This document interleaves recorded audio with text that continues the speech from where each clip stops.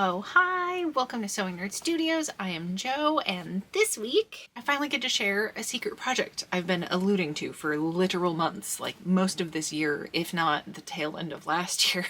So I was asked once again to participate in a collab with Fox Apothecary, which is the small business that invented the stained glass window halo hats. They're beautiful. I am forever in awe of the creativity that is pouring out of them. And I got to do some last year. I felt very pigeonholed by myself, not by them by any means. Really didn't let myself get weird with it. I'm still proud of those hats. I think they came out really nice, but like I was keeping it so literally two-dimensional and still happy with how they came out. I think they're really cool.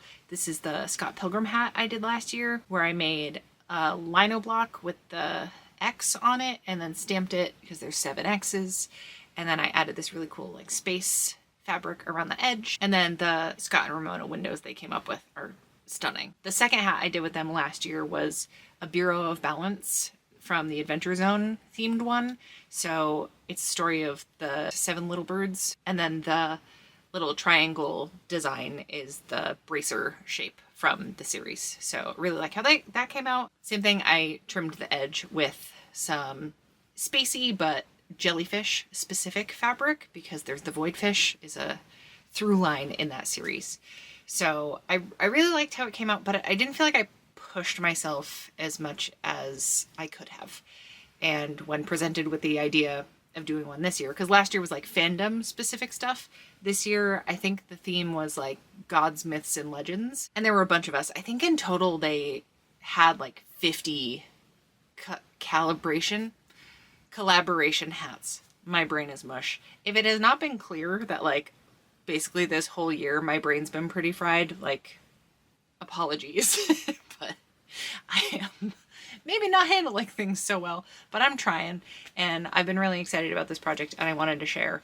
I do wish I had gotten more footage or any footage during the process. I took some progress photos, so hopefully that is enough that I'm sharing, but it was such a labor-intensive project, and I didn't know what I was doing. Because here's what I did for this year, is these 2 hats. I decided to tackle needle felting because I'm a fiber artist. My business is Sewing Nerd Studios. I did still include some fabric elements, but I thought needle felting would work really well with the material and the design I was going for. But listen, y'all, I've needle felted one thing in my entire life. This little tiny needle felted Bert is the only thing I've ever made. I'm okay with how it came out. It feels like a first project, but the tail looks insane. The portions aren't great. Proportions, not portions. I'm not eating it. The proportions aren't great. Good for me to challenge myself, and I had a ton of time to work on this. So once I got the hats, they punched the window shapes out ahead of time, which I was thankful for because then I had more parameters to work within and not have to worry like, oh, I got to leave this space blank and this space blank. I knew exactly where everything else was going. The first one I started on was the otter. This is the murder otter. That's what I've been calling the Doer Coo, which is a cryptid out of Ireland. That, yeah, is a gigantic otter type creature. And yeah, per usual, cryptid lore. There's not a ton of actual information about them. I like otters. I have an otter tattoo up here. They're one of my favorite creatures. So finding out there's an otter cryptid, I was very excited about it. So I did a lot of like detail and 3-dimensional shaping with the needle felting on this. I gave him little fangs, and he's looking off to the side because like he's just doing a little murder, you know? So I like how his arms came out, and I didn't want him to be holding a clamshell because that just didn't seem like an appropriate accessory to be included in this. It needed to be a little bit more sinister than that. After I did the initial layout, like I had done some of the rocks, which was super fun to needle felt into here, but like I needed more. I wanted different textures and stuff to go on. So then I was over at Fox Apothecary just to be like, hey, can we brainstorm some more over this? Which is my favorite thing, is brainstorming on projects with other creative folks. I love it so much. It like fuels me. The fire that happens when I am nerding out about making things is a high like no other. So while we were talking, they grabbed this little skull bead and glued it between the otter's hands. And I was like, that is exactly perfect. That's precisely what this needed. So yeah, then they had some other like mini skull beads that I placed around more of the rocks that I put in there.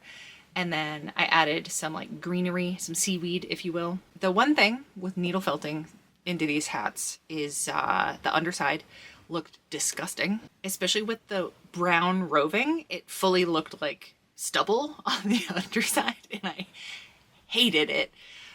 So I needed to figure something out for the underside, and then figured the cactus cat hat, which is the other one I'll explain in a minute, would also need something similar. Another collaborator for this hat drop ended up putting fabric on the underside. I was like, why did I not think of that sooner? That's incredible. I should add fabric to this because I am a sewist, you know? Then I came back home and looked through my fabric stash and I found the most perfect batiks for both of these hats. So the one I did for the murder otter is, I don't know, I was trying to evoke a pebbly beach or whatever, and I think that came across with this. That was actually probably the most tedious part. Yeah, it took a lot of work to get this to a good place, but I didn't even struggle with this hat as much as I did with the cactus cat. Oh my gosh, I almost forgot. The coolest part of the whole thing is these rock windows. Look at the detail on the windows. I'm obsessed. What a stroke of genius. I absolutely love how this came out. And from the underside, I'm so pleased. Not that I'm unhappy with the top side, because like, I didn't think I could pull something like that off. I went so far out of my comfort zone, and I'm very proud of that because I'm hesitant to push myself outside of it, just because like the anxiety goes through the roof when that happens, but look at what can come out of it. Oh, I'm so proud of it. So, as I mentioned, I did struggle more with the cat hat. So I started with green because we were going off cactus cat, which is a Southwest American cryptid, very desert creature, as implied by the fact that there's cactuses involved. Another lesser known cryptid. Like, I was working on cryptid research when I was approached by Ashley Morgan about our cryptid fabric collaboration. I am going to be working on another batch of bags for her because she sold out of the initial run, which is incredible. So very, very lucky to have such amazing creative small business friends that I get to work on stuff like this. The absolute dream. These specific projects, the cryptid specific projects, have been the things I am the most proud of, because there's also so much room to run with the idea, especially with the lesser known cryptids. Like, I haven't seen a lot of interpretations of the Doerkoo, and I haven't seen a lot of interpretations of the cactus cat. So we went pretty literal with it being a cactus cat hat. A big feature we decided on, which was Aston's idea, was to add a big cactus flower on top. And I hand cut and layered so many petals out of felt, and I hand painted it and tried to get some good ombre effects going in the middle sections, and the little bit in the middle. I was trying to figure out how to tackle that center flower piece, and I was looking through my button collection for something else and saw this like yellowy pearl shank button. So I cut the like button part off, so it was just the bead at that point, and then attached that when I was putting the rest of the flower onto the top of the hat, and very, very, very happy with how that looks. Getting the eyes to be as symmetrical as possible was tricky. I started with the nose first, just because I figured that's going to be the center point of everything, and I wanted to make it look as much like a heart as possible, and then I worked on the eyes after that. Again, I had the window cutouts already on the hat, so I knew where things could get placed.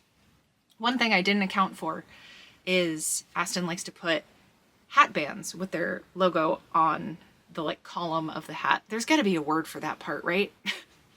So the smokestack part, the knot brim, but the way I attached the ears, which were the hardest part of this whole thing, other than figuring out how to tackle the underside of this, because bright yellow on the green was very much showing through, and it looked kind of cool, but I'm glad I also went with a cool batik fabric for this. This is my favorite of the two fabric undersides because, oh my god, how perfect is this fabric? It's so pretty. It's so pretty. I'm so excited about how it came out. The ears, they needed a lot of structure. And again, I was so out of my depth needle felting because I didn't know how to tackle something like this.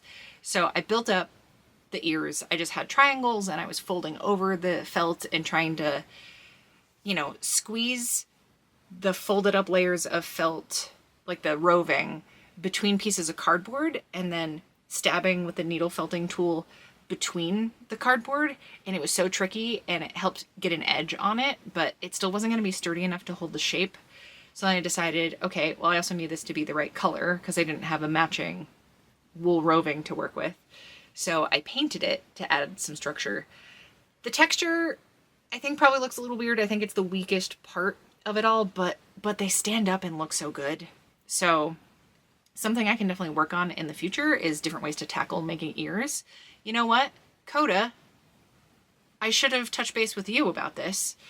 If you don't follow Coda, I will add their Instagram handle in the description. They make incredible, like, paws and tails, and I saw that you started making axolotl ear headbands. So clever. But yeah, you're the expert on that. I should have asked for help on figuring out how to tackle that, because sewing faux fur together and figuring that out would have probably been the move. But anyway, I'm still okay with how they came out, and I needle felted it like into the side of the column of the hat, just like make sure it had a lot of structure and it wasn't just attached at the bottom, because I thought they'd flop over that way. But that meant Aston wasn't able to put their hat band around it because the ears were like attached at that point. But yeah, then for the rest of the column of the hat, a cactus, the main feature of them is that they get little pricklies on them. So I found these little tiny beads. I wanted it to stand up, and I figured if I just took some monofilament, like fishing line type clear thread. I figured if I put it just through one bead, it was going to lay on its side, and I really wanted these to stick out. So I went up through one bead and then down through another one so that it folded the monofilament and made the beads stick straight out from the hat, and it gave the exact effect I was looking for. I put these all over that part of the hat. Then a cat needs whiskers, right?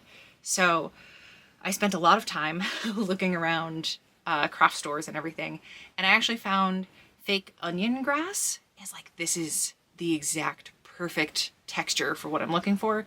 It's a plant item. It needed to be really thin and really long. I needed to be able to hold its shape too, and not just be like string flopping over, you know?